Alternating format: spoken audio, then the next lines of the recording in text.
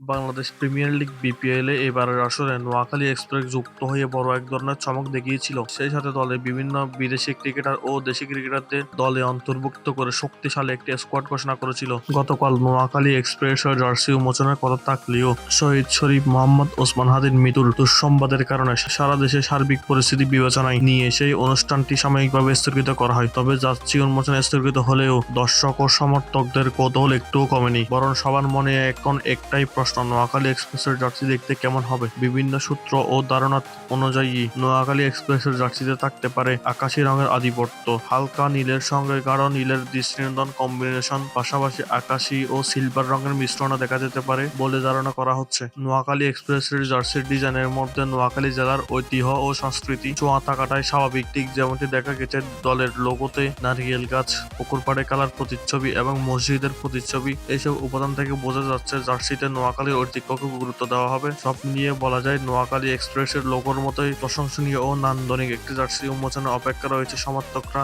এখন শুধু অপেক্ষা জার্সি উন্মোচনের দিনে নোয়াখালীবাসীর জন্য কতটা আকর্ষণীয় জার্সি নিয়ে আসে নোয়াখালী এক্সপ্রেস।